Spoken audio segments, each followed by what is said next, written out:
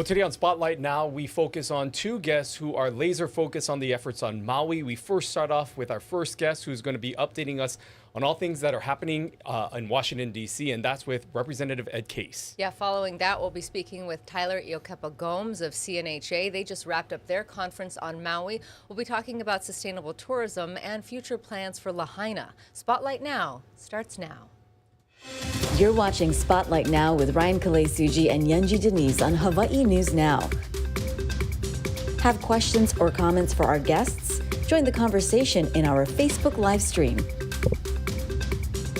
Spotlight Now, where Hawaii comes to talk.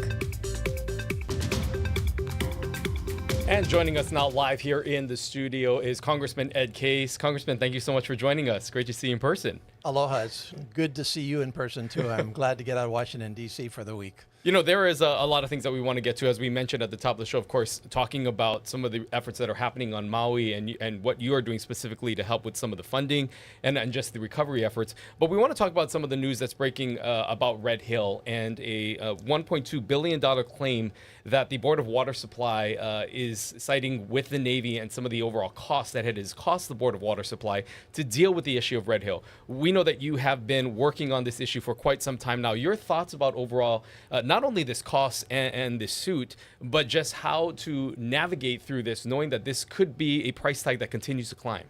Well, let's start with some good news, which is that Red Hill is well on its way to being defueled and to being closed. And that's a major accomplishment. We're now down to almost 100% of the fuel in the tanks being drained out and disposed of somewhere else. We've got a couple more months to get to the harder to get to fuel, but the bottom line is it is almost empty now, and we're on the process of closing it. There are a whole bunch of issues that are going to go on for years, and we've said this all along. This is a years-long process. Number one, actual damages to the city, to the state, to others from the consequences of the leaks. Number two, tracking long-term health care consequences, which is something very topical. I was just talking with Senator Schatz about an initiative that we have in Congress right now that we're trying to get passed for a long-term registry. And then, of course, Ernie Lau did let us know yesterday, as a matter of courtesy, that he was filing this claim. And let's face it, there are consequences that are in the billions of dollars that the Navy and the federal government need to take care of.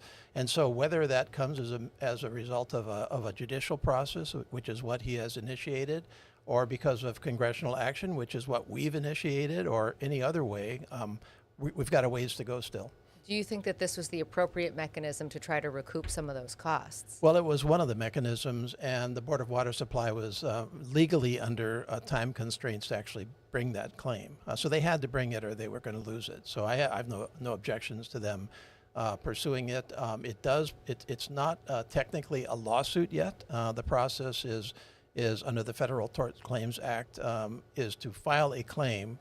The federal government, in this case, the Department of Defense, has 6 months to see if they can work it out. If they can't during that period of time, then an actual lawsuit is brought against the federal government by the Board of Water Supply. So the next 6 months is critical. Again, we have to pursue all alternatives to be made whole from this, whether it be the costs of new wells, which is primarily what this claim is about, or tracking whatever remaining leakage there is into the aquifer. And this has to be a long-term process to make sure that there are no long-term consequences. In those conversations that you've had thus far surrounding Red Hill over the last few years, essentially, what has been the climate or the pulse that you've gotten from some of your colleagues that maybe you've had to educate about this? Do they see this as an issue? And how much educating are you having to do to convince your colleagues in Washington, D.C. of the importance of this to really help continuing the funding and support that we've seen over the years? We have done a lot of educating. I've brought colleagues out here personally. I've walked through Red Hill with them. These are colleagues on my appropriations committee that has to fund all of these efforts. These are colleagues on the Armed Services Committee that has to authorize the actions of our federal government to defuel and close Red Hill. And so you bring every tool in your toolkit to a large and critical issue like this. In the very beginning, when this first broke, we were almost completed for the fiscal year. And at that point, it was simply a matter of having relationships with colleagues that just took it on trust that the initial actions by the federal government to fund the recovery at $1 billion plus needed to be in a last minute bill that you don't get much in there. So that was not about educating. That was just about them trusting that us when we said we really, really need this right now. After that, for the midterm and long term, it was a little bit more educational. But frankly, every colleague that came out here took the time to walk through Red Hill, took the time to understand what we were facing, took the time to reflect on the fact that Red Hill is over our principal aquifer. I never had one that didn't understand at the end of the day that they needed to support us. So the support has been really rock solid, and it's been on both sides of the aisle, by the way. You got to do that. I'm interested to learn more about this registry that you and the senator are working on. But before that, just so that I understand, I mean, whether it's through the actions that you're pursuing or the action now that Ernie Lau is pursuing, bottom line, do you think that the federal government, as opposed to the ratepayers here, should be covering this cost? I think the federal government should be covering the costs that are associated with the leakage, period. And so, the federal government shouldn't be covering costs that would have come up anyway. But where we have significant risks to the aquifer that were caused by the Navy, where we had to take action to address those risks, obviously exploratory wells. Ernie wants to drill completely new wells to assure the water supply and not be so at risk from any residual Red Hill threat. He's right to do that. That was caused by Red Hill, so yes. Where there's a cause and effect, the federal government should be responsible. And let's get to that registry and hearing a little bit about that. Well, we know that there are, of course, healthcare consequences to folks that were exposed to the leakage itself. So they drank it. In some cases, they were simply exposed to it other than drinking it. What we don't know, because it's really never been studied over the long term, is whether there are any long-term effects. Now, people that were sick, some still think they are sick, but we're not talking about just 1, 2, 3 years. We're talking about 5 to 10 years. And so there's a necessity to try to track them over time, because remember that these are largely military families. They're not going to be here. In fact, most of them that were exposed are not here anymore. They're off in some base somewhere else, or they're out of the service. And so what's critical for us, and this includes the civilians as well, because we move as well. What's critical is to develop a common registry that all people who felt that they might have been exposed are tracked systematically over time. So we're talking 5 to 10 years. So if or longer. So if a consequence shows up that maybe somebody forgot that it might have been Red Hill, they can say, oh, well, what about that? Maybe that was a cause. Maybe that is why we should treat for toxic exposure. And so this is an initiative that Senator Schatz is, he deserves the credit for getting it going. I'm his partner in the House. We're trying to get it passed. Again, we want to encourage all of you who may be watching that have questions directly for Congressman Case. You can always put it into our Facebook comment section, or you can scan this QR code that you see at the bottom, enter your questions, and we'll try to get through and monitor them as they continue to come on in this discussion.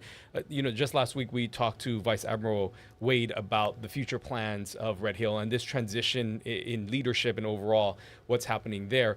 They discussed what the future of this facility looks like and the complete shutdown and closure. They're still going out there and getting community responses and really trying to gauge what the community feels. Have you had any other conversations with constituents? What have you heard about what people generally think this facility, what should become of this facility, or if anything should become of it?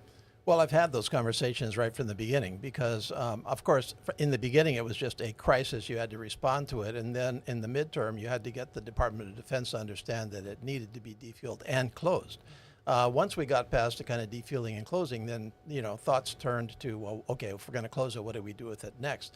I have studiously tried to stay very, very focused on the federal government's responsibilities to defuel and close, and not really engage a whole bunch in, what do we do with it next? I'm just trying to get through the steps of getting it defueled, getting the closure done, and then we can kind of take that on. I obviously have thoughts about it, and I obviously do hear from my constituents and others about what the next steps are. I think it's going to be a long process, first of all. So anybody that thinks that just because we close it, we automatically convert over to some other, use. No, that's not going to happen. I think the most likely outcome is that once the closure occurs, it's just going to be mothballed for some significant period of time while we figure out whether there is another use for it. My own view of it, frankly, is that there probably isn't another use for it. At least a practical use that can be, implemented with not huge expenditures of money. So I think we're probably going to end up with the retire in place scenario. But this discussion has to continue. One of the other major discussions that's happening in our state is what's happened on Maui. Tell us a little bit about your efforts there. We know that there are so many people who are still hurting, especially when it comes to housing. What kind of conversations have you been having just about federal aid to that community? Sure. Well, that is very topical too, because we're right in the middle of an appropriations cycle right now. All of these amounts have to be funded. We are not in what we call regular order, meaning that unfortunately because of too much dysfunction and polarization in Congress, we're not kind of moving in an orderly fashion through the appropriations process. We're in continuing resolutions, which are kind of like keep the funding where it is going forward. And so the money that we have needed, and I have been, just like Red Hill, everybody has their kuleana. And my kuleana, together with the congressional delegation, is what are the federal government's responsibilities? What are the opportunities for the federal government to help? And how do we fund those responsibilities and opportunities? So, there's lots of decisions to be made. What Lahaina looks like in its next chapters. How do you actually massage the housing codes on Maui to provide this kind of housing? Those are primarily at the state and the county level. So of course I'm involved in them, but my focus is in Washington, D.C. on the feds. And since this incredible tragedy, there have been basically, three areas of effort. Number one, I would say just the sheer disaster, recovery. So the reaction, the stabilization, the environmental cleanup, helping people with through a very, very difficult time, identification of lost ones. And that is going along pretty well. Housing, we can come back to that because that is, to me, the number one challenge. And then finally, economic regeneration, which is how do you help businesses that were lost? How do you help them to recover? What is the Lahaina, the West Maui economy look like in its next chapters? Because it's going through a real change. We have worked, first of all, primarily with the FEMA, the Federal Emergency Management Agency, which is responsible for federal disaster recovery relief every single day for the last 100 plus days at this point. And they're our primary go-to agency. So the first thing that we did, and we being our congressional delegation, we funded $16 billion into a short-term spending bill to replenish the disaster relief nationwide, knowing that a lot of that was going to be destined for Maui. That was number one. And so we got that done. So FEMA has the money to proceed with what it needs to be doing, and it's got a broad range of efforts that it can pursue. On the housing, FEMA's got a real issue because, as we all know in spades, housing is not particularly available. But FEMA has many options that it's pursuing. It does want to get the 6,700 or so folks that still are houseless out of those hotel rooms into intermediate housing. That's rental housing. That is, in some cases, actually, renting an entire, condo building or housing project and then, releasing it out to the folks that need help. In some cases, it could include actually buildings and or buying buildings to be dedicated to taking care of housing recovery. So it's I'm not going to sugarcoat it. It's a real problem. It's a real issue. It involves all of the federal government, the state government, the local government, the community to get this done right. It's not going to be easy. The real crunch time is coming where people really need to be moving out of that transitional into more permanent housing. The feds have a piece of that, and that's what I'm trying to help with. The final is economic recovery, which is a tougher nut. Because many of the federal programs don't exactly match what we need. So think about what we did during COVID, some of those programs, that helped out small businesses. A lot of the times, those don't really apply anymore because those small businesses are gone. They have no assets. They have nothing to loan against. They don't want to borrow any more money. And so can we fashion better federal programs or fund programs that are a little bit more arcane, not particularly used? Can we mix and match and mold to what Lahaina actually needs from an economic recovery? This is an area that I think ultimately the feds can take pretty good care of disaster recovery, debris removal. They can take pretty good care with partners of housing. The economic side is a little tougher, and that's where I think we're going to need a lot more step-up participation by the state, by the county, by some of the NGOs and nonprofits who have a significant amount of resources to help out. Yeah, I want to kind of get into that because when you're looking at the long term, and everybody's talking about how long this effort will take, and a lot of what you said will really focuses on the demand right now. However, when you're looking at those long-term goals and some of those things that the state will not be able to fund all on its own, how do you envision the federal government support? Is this something where you're going to have to go back year in and year out to just continue to ask for more money and try to find different mechanisms every year, essentially, in each budget cycle in order to continue these efforts moving forward? The answer is yes. The general federal appropriation cycle is a one-year cycle, so you don't fund long-term. You've got to go back and do it all over again. And to complicate matters, not only do you have to go back and do it all over again, but you encounter different Congresses as you go along, different situations. You also have different needs. So it may be that this year you want to use this program and plus that up, as we say. So in other words, add money to it. And it may be that in another year you need to switch over to this program.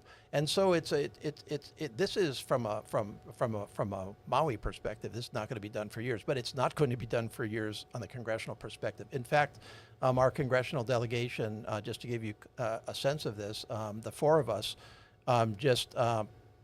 put together all of our thoughts on what is collectively needed across the federal government right now. For some form of relief that could be applied to Maui in some way, shape, or form. I forget what our letter was, but it went to 16 plus pages. And this was in connection with the supplemental appropriations, which is what we're facing right now, which is the over and above the regular appropriation process. So we were telling our colleagues and the federal government, look, this is the universe. I think our universe added up to $9 billion. And it was, to give you some sense of the complexity of it, in a normal year, you will fund in 12 separate appropriations bills, which cover the entirety of the federal government. So our letter covered 9 of those 12. So in other words, we're looking right across the government. We're in the Department of Agriculture, the Department of the Interior, the Department of Housing and Urban Development, obviously the Department of Homeland Security, which is FEMA. So this is going to be a group effort by your delegation for as long as this goes. Tell us a little bit about that group dynamic. I'm interested to know, what it's like, how the four of you align your priorities, how often you meet, and how you all stay on the same page. Because given the size of our delegation, we need all of you to be working together all at once. That's been really critical. We have, I've really been happy with my delegation for all of. I'm finishing my 5th year. Senators Hirono and Schatz have been constants throughout that, and I'm on my 3rd partner on the House side. But in each case, the delegation has always worked very well together on matters of concern. The way we really do this is, look, first of all, we're all different people. We all have our different, spheres in Congress, and that's a good thing, that we all have different, connections and relationships and things that we do. So that when a crisis happens, we kind of sit around and say, well, who takes that person? Who takes that person? Sometimes, and so you try to do this. We try to maximize the 4 of us. Generally, the way we work is that we make our own decisions on national and international issues. We disagree on those issues, but when it comes to Hawaii specific, we try very, very hard, and it's not a real effort because generally it's pretty clear what we have to do. So we did this with COVID. We were completely on the same page on that. We did it with Red Hill for sure, and we're doing it with Maui. And so we talk to each other frequently. We compare notes all the time through our staffs. We do meet, regularly to just make sure that we're all on the same page personally. We all obviously have different committees. Senator Schatz and I are on appropriations, so that's a great one to punch, because we can just like conspire across, we can like, and you take a issue like Red Hill, we've had Senator Hirono on armed services, and all of my partners have been on armed services. And so that was a winner for Red Hill. So it's a good question that people don't really focus on, but we would not have been able to do what we did in COVID, Red Hill, or now with Maui if we didn't have a tight delegation. We've been talking about some of these local disasters that have happened that has resulted in the need for these federal supports. But when you look at as a whole, and some of the things that are in front of, this Congress, when you're talking about worldwide issues and funding for, what's happening in Israel, in Ukraine, how does, in your standpoint, in trying to represent the voice of Hawaii, and you're having to manage and negotiate with all these other interests that are happening globally, how do you continue to put Hawaii at the forefront to make sure that that is a priority when there clearly are other things? And you mentioned about some of the appropriation bills that you're currently working on. How do you navigate that?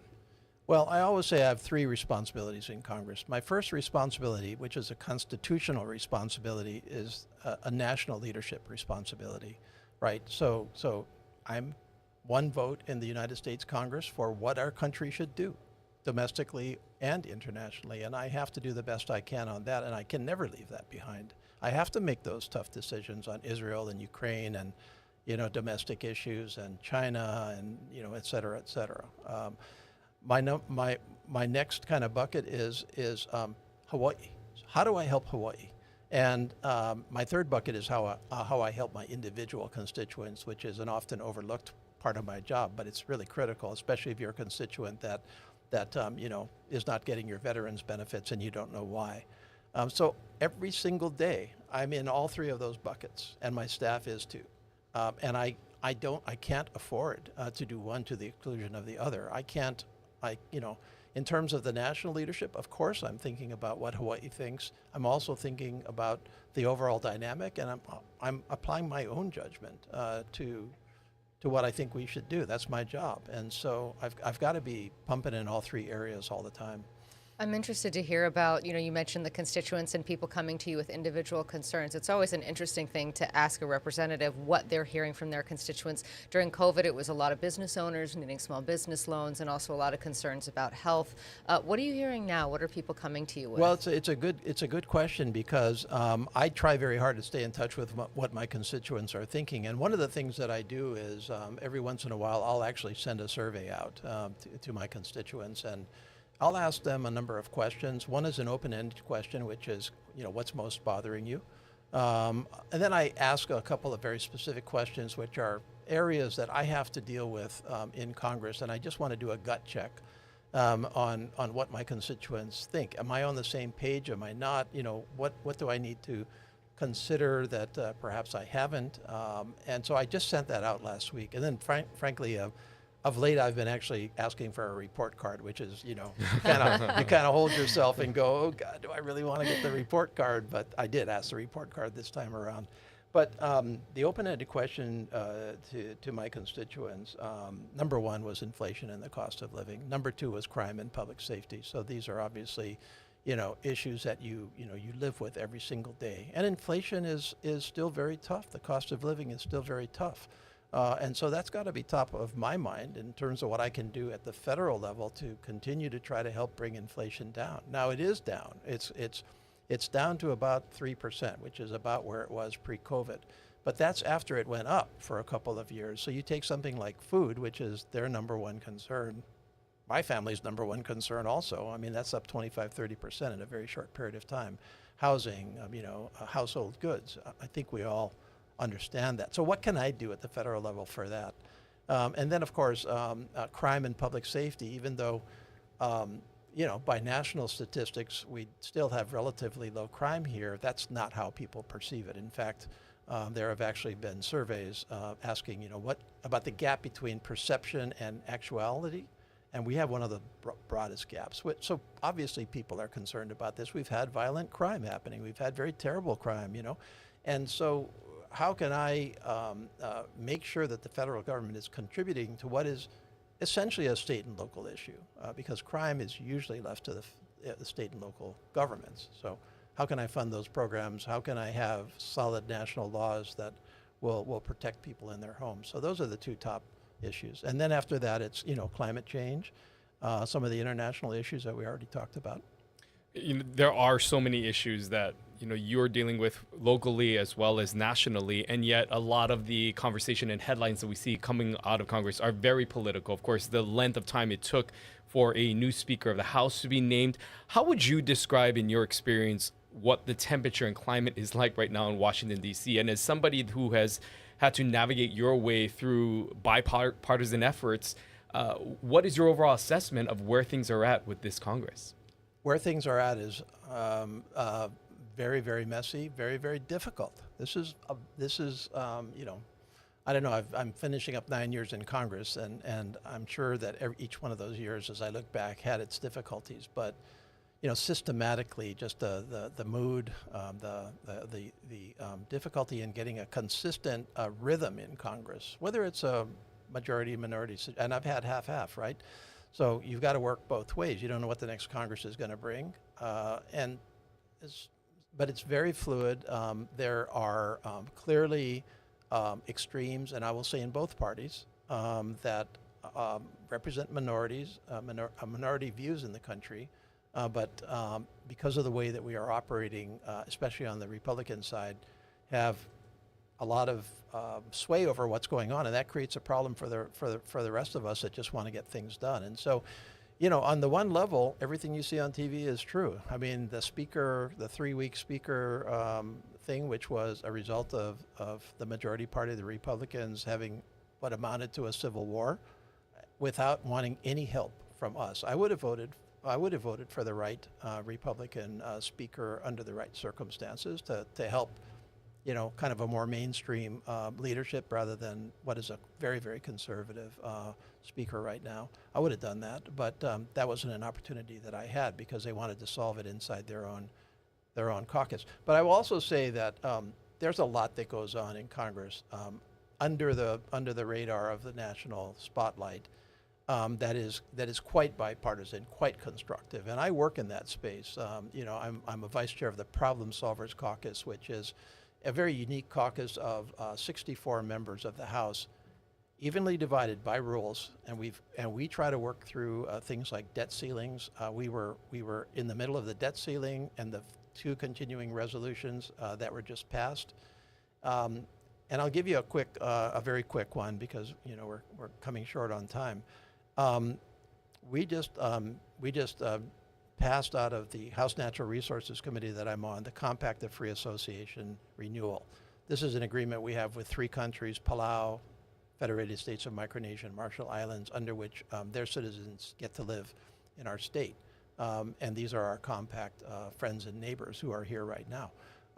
But taking care of them, because the federal government has declined to take care of them, has cost this state hundreds of millions of dollars over the last decade or so, and that's unfair. So we, again, the delegation, Senator Hirono and I primarily, basically said, hey, feds, it's time for you to take care of this is a federal issue. You should take care of these folks. We got that out of we're advancing this right now. That could not have happened if I didn't have relationships and worked together with my Republican colleagues who are in the majority right now and who made the decision whether to advance it or not. So there's a whole level. You can't just sit up there and just live in this national polarized level. Of course, you're going to have disagreements and debate and decisions, and they're going to be polarizing. We have a number of them right now. But underneath that, you got to look for opportunities to get things done, and those opportunities are there. You're right. The time does fly by. We're almost at the halfway point. I just want to, ask you for a final thought. We are heading into Thanksgiving. What's your message to constituents? And as a side note, what's something that you do when you're home? How do you reconnect with Hawaii while you're here? I wrote about this in my newsletter last week, and basically what I said was, with so much tragedy and strife and polarization in our world, sometimes you can get really, really discouraged. And I do, like anybody else. But I think Thanksgiving is a time to step back and reflect on a lot of things that are really good, in our world, in our country, in our Hawaii. And so that's my message: is let's all not get so caught up in the problem side of our world, and let's reflect on what is good and what we have that is good. And I think that's really critical. When I get home, first of all, I just love being at home, especially after 10 weeks of a mess in Washington, D.C. I love to spend time with my wife. We've got two very young granddaughters, and the younger one, the 2-year-old, her parents and older sister are out of town this week. So the younger one is spending alone time with the two of us, and I'm loving that. Wonderful. Well, happy Thanksgiving. Thank you so much for joining us. We'll be right back. You're watching Spotlight Now.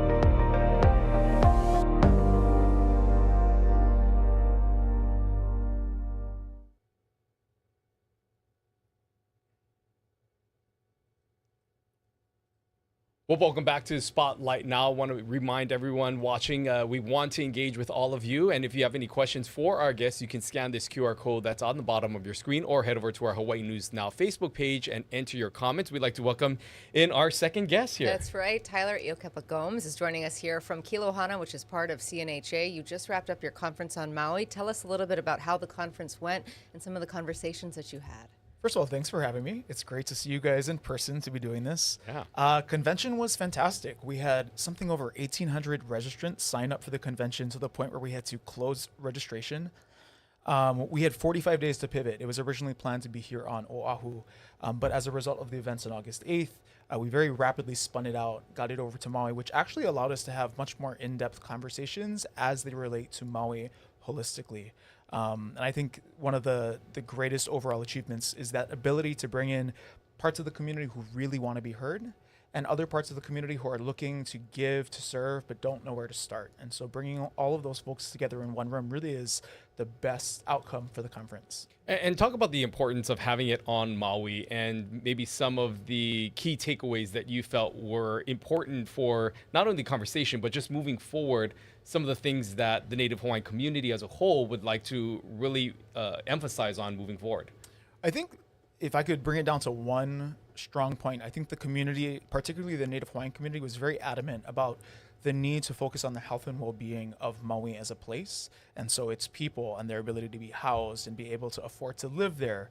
We're now at a point where there are more Native Hawaiians living outside of this state than there are in it, which is a tragedy. And so all of these things, I think, were reflective of this discussion to see a place that is healthier for all of our residents, not just Native Hawaiians. I think one of the things that's so difficult, in the conversations that we're having, we talked to the governor and he says, Lahaina needs to lead. They're the ones who are going to decide what happens next for the community. But we know that this is not a monolith. There's not one person that is Lahaina, right? That there are multiple voices. So going forward, how do we make sure that people feel that they're represented, but also that, recovery doesn't get mired in years and years of discussion without actually having some progress?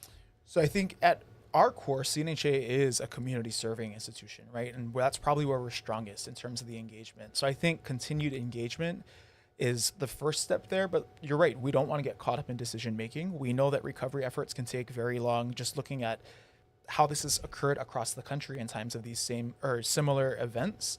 And I think we just have to continue to drive forward on an aggressive timeline based on what the community is asking for and what our policymakers and our funders know they can achieve in a short window. It's really complicated, and I hardly think that I have the right answer, but what I do know is community engagement from the work that we do, and so for us, that's really the focus. I want to sort of break things down for those who may not be familiar with not only CNHA, but the work that you're doing at Kilohana. If you can specifically just talk a little bit about that branch and the importance of this organization within CNHA. So for those who follow the news story, CNHA was one of the first organizations to apply for one of the contracts from the HTA. And after a series of reapplications, we were ultimately awarded the destination stewardship portion of the contract. And so what does that mean? That means that pre-arrival, the marketing for the U.S. contract will remain with the incumbent, which was HVCB, the Hawaii Visitors Convention Bureau, and Kilohana will be responsible for destination stewardship. So the moment our visitors arrive to when they leave, we're responsible for helping HTA achieve their goals in terms of better educating our visitors, working on post-arrival marketing, building capacity within our local institutions, especially those who are looking to scale to the market but have never, that's been slightly out of reach. And then authentication efforts to make sure that what is being presented as classic Hawaii is something that we really do want to be marketing and put forward.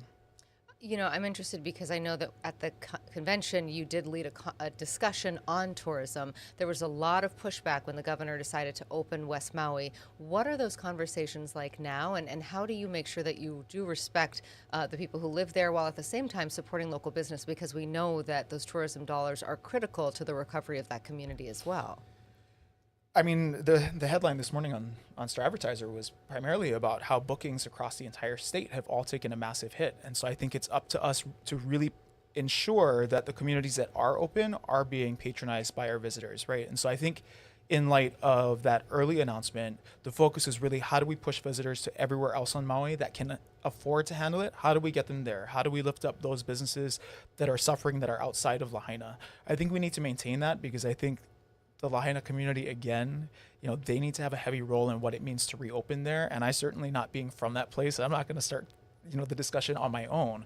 But I do think that we have a responsibility to think about the businesses, small business owners in particular, on all of our islands, who are all suffering because of a lack of bookings. It's pretty tragic. And so when you're looking at a strategic plan long term, noting that the impacts of Maui and what happened there is significantly not only impacting that community and the tourism market, but the state as a whole, how do you then begin that conversation and education to those outside of Hawaii about Hawaii still being a positive destination to visit? We've launched a number of videos at this point, highlighting what's best about what's open: restaurants and activities and small businesses and clothing makers and product makers. And I think that's the path forward there. On the pre-arrival side, right, that's not really our kuleana, and so we're very much focused on, once you're here, how do we make sure we've captured you in an authentic product or experience that we want you to visit, and how do we continue to make sure that all of those resources are available to you as the consumer. And how do you actually do that? Is that through, I know that there is a video portion of this, but are those through, program guides? Is it talking to all the concierges of all the hotels? Like, how do you actually get that message and funnel the folks to the right places? It's pretty complex, but there are multiple channels by which we're trying to advertise, and it starts in the airport, and it follows them through their apps where they're connected, and then it goes to the hotel rooms, and we do in-hotel marketing. And so there are a number of different avenues we can take to try and get that message out. Being on Maui last week, as we continue on this conversation about tourism and that impact, what did you see? I think it's often we hear about how slow things are there. Did you witness that? Did you see any sort of maybe uptick from times that you visited there in the past? How would you describe the current state of where they're at in their tourism economy as a whole on the island of Maui? I've been there quite a few times since August 8th, and I will say that it's very pronounced. You can feel the closure of businesses, you can see it, and I wouldn't say it was necessarily better, but it did present an opportunity. So what we did do was we created an original bus tour, sourcing residents from Pokukalo in Maui who could provide cultural and hula-based tours, and link that up with other places that people might not typically go to, but there was a lot to learn. And I think what we really wanted to present was, this is how you create a visitor experience that's unique, that's something new, that keeps people working, and doesn't necessarily take us out to Lahaina, and that doesn't just push sun, sand, surf. How do you do something that's value add? So is that sort of the model going forward for sustainable tourism? Is that what when we talk about sustainable tourism, what does that actually look like? You must have been at the panel, because I think that there's not a lot of agreement there, and not in the sense that people disagree. There's just so many possibilities. And so, I think one is, how do we create these new products that are much more reflective of the Hawaii that we all know and want to share? And it starts with residents who have that knowledge and are willing to share it. But beyond that, I don't think CNHA or Kilohana has a place in entering the market as a competitor. I think what we do want to do is empower people with these ideas, and how do we get them to a point where they can commercialize. But beyond that, this work is already going on. And that's why I said not everyone's in agreement, because everyone's doing their own little part. And I think if you could highlight it from a real grassroots initiative, there are organizations like Kako'oiwi and He'ea who are working to create experiences that are based in land management, but also volunteer experiences, community work days. We know that there are travelers looking for that, and it's up to us to make sure we're highlighting those experiences. On the corporate side, you have entities like the Kahalo Resort and Hotel, who have an initiative for sustainability, culture, and the arts called Kiska. They're one of the first hotels, if not the only, that has eliminated resort fees. So, most hotels now, you see it on the bill. You're paying $20 a day so you can get a pool towel or access the coffee that's in your room. Kiska and the Kahalo Hotel have completely eliminated that, and they've made an opt-in only model in which they ask guests, whether they're kama'aina or visitors, to make a donation. None of that money goes towards the hotel's bottom line. All of it's reinvested back in community, stewardship, protecting Mauna Loa Bay, you name it. And so I think that's a really great example on the corporate end of what does sustainable tourism look like. When we talk about tourism and looking at just the last few years coming out of COVID, there seemed to be sort of a shift when locals were able to get their beaches back. There wasn't this influx of tourism. There wasn't this fighting for parking stalls.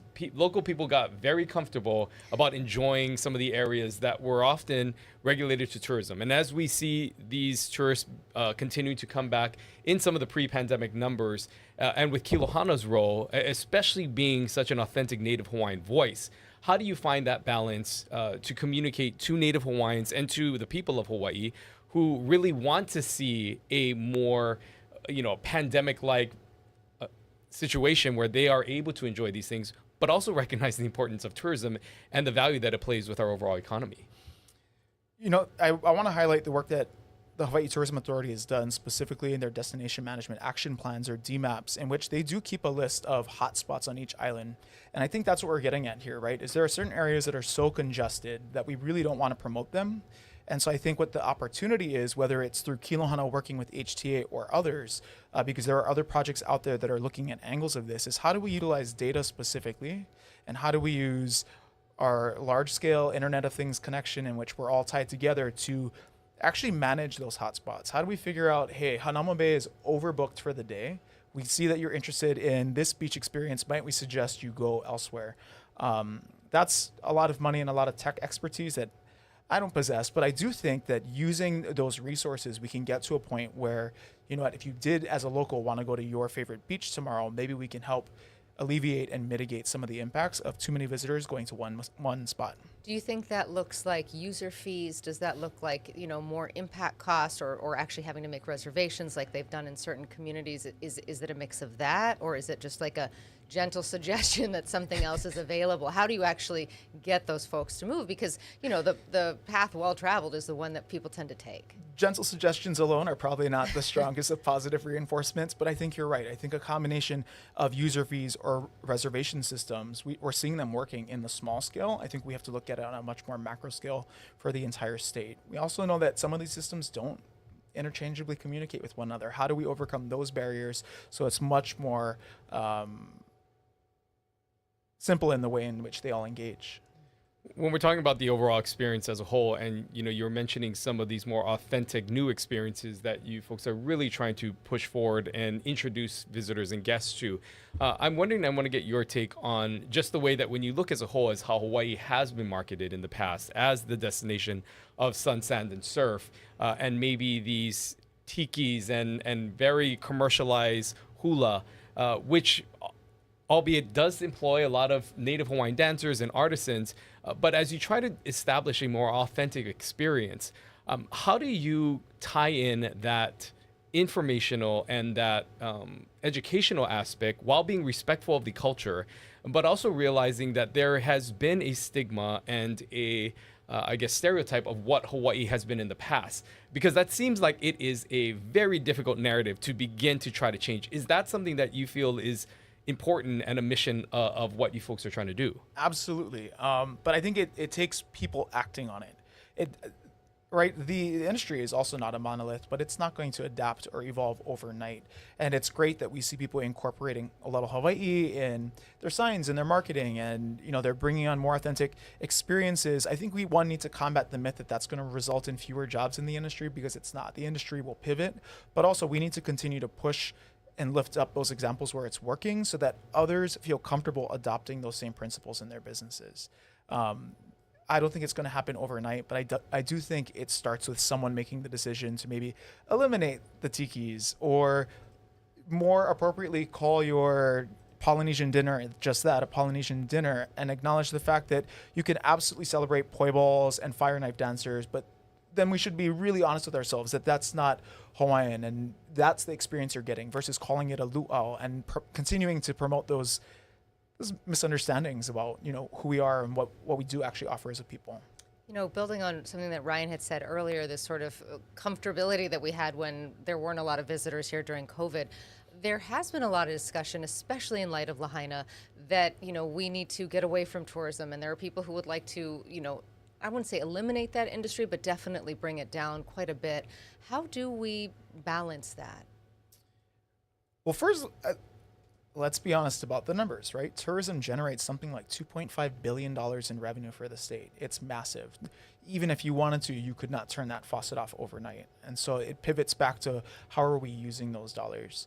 And this is more of like an intersectional sort of discussion, because I think a huge part of it comes back to housing and the cost of housing. And Lahaina is a really great example of how, how bad it is. I mean, if we're just being honest. We know that there's something like 3,500 families in Lahaina right now who need to be rehomed, many of whom, I think over 50% lost their jobs as a result of the fire. Actually, those who come to our resource hub, over 50% have lost their jobs. We also know that there's something like 25,000 second homes and short-term rentals on Maui. If you could convert 15% of those, you'd have enough homes to alleviate just the pressure from August 8th alone. Never mind the housing crisis that was pre-existing that. And I think these are intersectional because we keep finding ourselves in this chicken and the egg discussion of, well, when are we going to reopen hotels? But these people need to work in the hotels, but they need to have somewhere to live. I mean, there are units there. We just need to be creative and show political will on how we choose to use those. Not just that, the cost of what an individual can afford and what the median rent is in one of those buildings, it's 2 times it. So there's a gap. And I think it's up to us to also think about ways in which not just, Congressman Case is out there looking for dollars to figure out how to fill this gap. Tourism contributes a lot of money to the state, and it goes to the general fund. And I think we have to ask ourselves, as budgeting ramps up in this next legislative session, how do we use some of that tourism generated money to fill in the gap, the short-term needs, particularly in housing in Lahaina, but across the board? I want to ask you specifically, as someone who is coming from DHHL and having a hand on just the backlog that's happening there with, the Hawaiian homes, and now kind of transitioning, albeit it more in the CNHA role with all the efforts that you mentioned are happening on Maui. How are you navigating through this? How are you using any of the experience you've learned, and how you're maybe helping in those efforts to provide some of the knowledge that you have there with the situation of this housing crisis on Maui? We're really lucky to be a part of CNHA. Our work is very different. I mean, just focusing alone on the tourism aspects is a heavy enough lift as it is. So we're reliant on all of the resources that CNHA as a larger organization has to work on that. I'm just lucky enough to have spent 3.5 years working in government housing to be able to understand these discussions and find ways to find, like I said, that intersectionality between what I'm currently working on. And, it's always been about revenue, right? That ill-fated casino bill that you guys let me ramble about. But it's always been about generating additional and diverse sources of revenue. How do we use what I'm currently working on to fit back into something that I'm fairly comfortable with? And CNHA is really there to carry that lift off. Tell us about what you're looking forward to in this legislative session, the kinds of things that you're going to be pushing for. Obviously, I can hear some rumblings there in the question that you just answered, but what are you focused on? I would love to see tourism-generated dollars more clearly directed to the community, and also highlighting when it's happening, because it does happen. I just think our community hasn't been empowered enough to understand, this project was funded specifically from tourism, but we also know that money, there's so many uses for the money.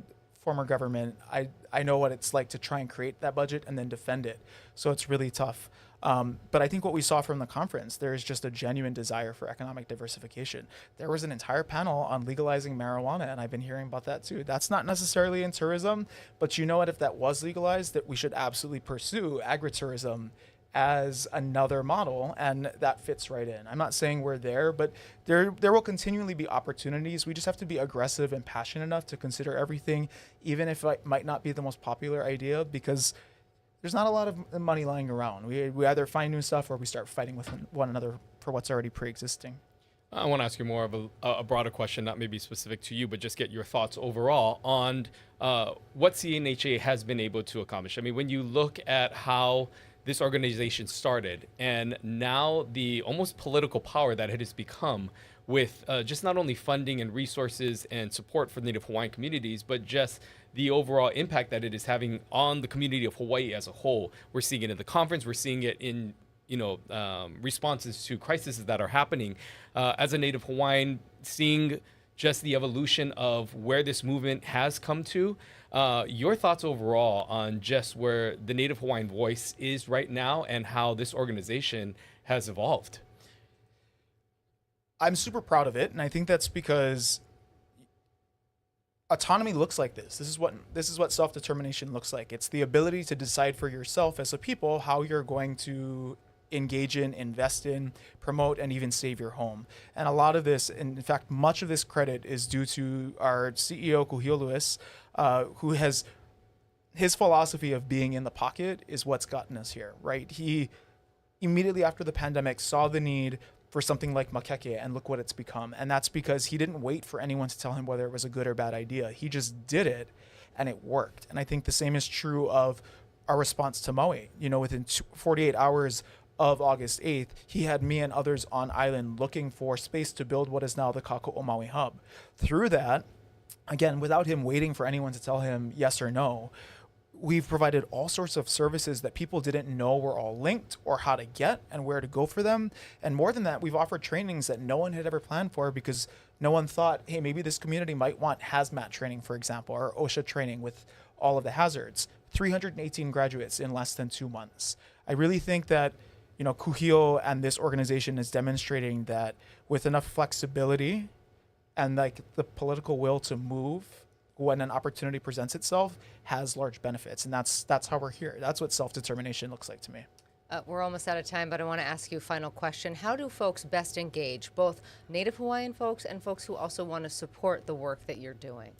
I mean, at its simplest, you can visit us at hawaiiancouncil.org or kilohana.com, but more importantly, get engaged in the political process. I see people far too few people not get involved. And I think if there's something that you're passionate about or you desire from your legislator, now is the time to start, going out before session and working with them, because those are how decisions are made. And if you're not engaged at that civic level, not a lot's going to get done that you're interested in. Tyler, it's always so good to talk to you. We love having you as a guest. Stay with us. You're watching Spotlight Now. Spotlight Now with Yunji Denise and Ryan Kalesuji. Connecting you with newsmakers from throughout our islands. Going in depth with Hawaii's leaders and taking your questions live. Spotlight Now, where Hawaii comes to talk. Well, great show with not only one, but two guests. Of course, we started off this conversation with Representative Ed Case, who really outlined his priorities going forward. Of course, he continues to be laser focused on Red Hill, and you really heard from him about the importance of those appropriations moving forward and making sure that the military is held accountable for some of the things that they have to pay for. We also heard from him about the ongoing efforts on Maui, again, with his role on the Appropriations Committee, that this is going to be something that he's going to have to advocate for year in and year out. Yeah, great to hear from him. And also from our second guest, Tyler Gomes from CNHA, from the Kilohana initiative that they're doing there to try to figure out how to balance the needs of our community while also bringing in the kind of tourism that we want here. We're not going to eliminate tourism. It is a very important industry for our economy, but how do we bring in better balance? Those are the conversations that they're having on Maui, that they're having in general. So really great to get an idea of what they're thinking about. Yeah, and it was just really interesting hearing about that education piece and how things are transitioning into not only just marketing Hawaii as it has been in the past, but their role in really trying to target it as something where they're educating people about new experiences and trying to be authentic to the culture as well. So encourage you to go back and watch any portion of this interview again on any of the platforms of Hawaii News Now. We're going to be switching gears next week and focusing next week on rail. That's right. Heart CEO Lori Kahikina, along with the board chair Colleen Hanabusa, the two of them will be together live in studio to talk about the future of rail. Where does the line end? We know that so many of us are experiencing those construction delays on Dillingham. When is that going to be over? What kind of delays are they facing? So we'll have a lot to talk about. People always get heated about rail. Yeah, and it's going to be an interesting conversation because we'll have the two of them together. And if you know their history, it should make for an interesting dynamic between the two of them. So we look forward to that conversation. We thank you for tuning in here every Tuesday for Spotlight Now. We leave you once again with a beautiful shot of, we got a shot of Hilo there, looking out on Hilo Bay and Coconut Island. Thanks so much for watching Spotlight Now. We'll see you right back here next week, Tuesday.